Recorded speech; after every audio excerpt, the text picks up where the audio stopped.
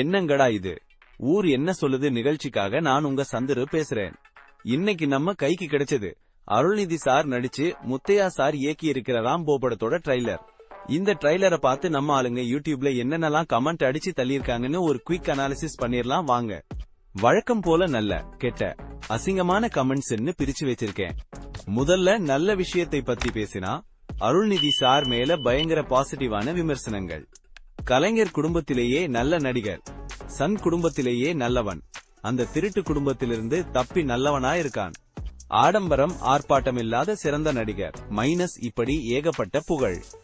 Arulnithi sir கதை தேர்வுல கெட்டிக்காரர்னு ஒருத்தர் புகழ்ந்திருக்கார். அப்புறம் அவரு மாஸ், நல்ல ஆக்ஷன் வருது, கிரைம் த்ரில்லர் ஹாரர் படங்கள் தான் கரெக்டா இருக்கும்னு நிறைய பேர் சொல்லிருக்காங்க. அப்புறம் முத்தையா சார், இவர்தான் இங்கேயே ட்விஸ்ட். முத்தையா சார் படமா இது? நம்பவே முடியலையே. யோ முத்தையா, உன் படமாயா இது? முத்தையா கிட்ட இப்படி அவுட்புட் எதிர்பார்க்கவே இல்ல. முத்தையா தனது ஃபார்மேட்டையே மாத்திட்டாரு. புதுப்பாதை வில்லேஜ் முத்தையாக்குள்ள ஒரு சிட்டி நியூ லோடிங் மைனஸ். அடப்பாவிகளா, முத்தையானா சண்டை, ஜாதி, வேட்டி, சட்டையை மடிச்சு விடுறதுன்னு ஒரு கணக்கு வச்சிருக்காங்களே. இப்போ அப்படி இல்லைன்னு ஒருத்தன் சொல்றான். பைட் எல்லாம் செம சூப்பர், ட்ரெய்லர் மாஸ். அட நம்ம சத்யா. அப்புறம் புது ஹீரோயின் ஆயிஷாவுக்கு பயங்கர வாழ்த்துக்கள். ட்ரெய்லர் நல்லா இருக்கு அப்படின்னு ஒட்டுமொத்தமா நல்ல கருத்தாக பதிவிட்டிருக்காங்க.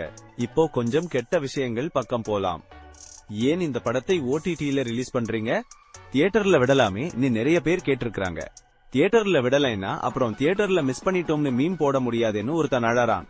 அப்புறம் நம்மள எதுக்குறவங்க என்ன முடிவு பண்றாங்களோ அதுதானே நம்மளும் பண்ண முடியும்னு ஒரு வசனம் வருது. இதுல என்ன உள்நோக்கம் இருக்குன்னு தெரியல. இன்னும் ஒருத்தர் லைட்டா இடிச்சிருக்கார்.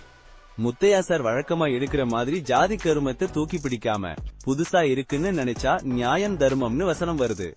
எங்கேயோ லைட்டா இடிக்குதேன்னு சிலர் கவலைப்பட்டிருக்காங்க.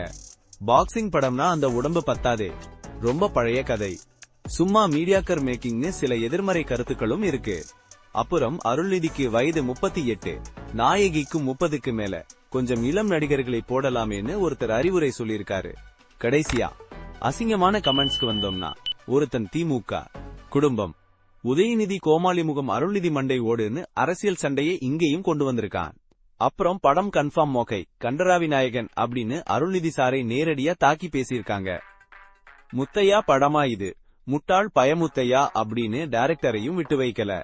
ஆயிஷா PR டீம் கமெண்ட்ல வேலை செய்யுதுன்னு ஒரு சதி திட்டமும் கண்டுபிடிச்சு சொல்லியிருக்காங்க. டிமாண்டி காலனி 3 எப்ப வரும்னு சம்பந்தம் இல்லாம ஒருத்தன் கேட்டுக்கிட்டு இருக்கான். ஏய் எவனோ அடிச்சுக்கிட்டு சவுங்கடா, நான் சினிமாவில தான் இருப்பேன் பொதுவா எல்லாத்தையும் கலாய்ச்சி ஒருத்தன் கமெண்ட் போட்டிருக்கான். பாய் காட் சன் டிவி, பாய் காட் ரெட் ஜெயிண்ட்னு அரசியல் ரீதியா சில பேரு ரொம்ப கோபமாக பேசியிருக்காங்க. மொத்தத்துல அருள்நிதி சாருக்கு ஒரு பக்கம் ஆதரவு, முத்தையா சார் ஃபார்மட் மாத்தினதுல ஒரு பக்கம் வரவேற்பு, ஒரு பக்கம் பயம்னு கலந்து கட்டி அடிச்சிருக்காங்க நம்ம நெட்டிசன்கள். படம் வந்தா தான் தெரியும் இந்த ட்ரைலர் எத்தனை பேரு மனசுல ராம்போவா ஓடுதுன்னு. என்னமோ போங்க.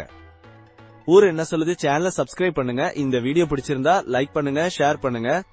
அடுத்த வீடியோல பார்ப்போம்.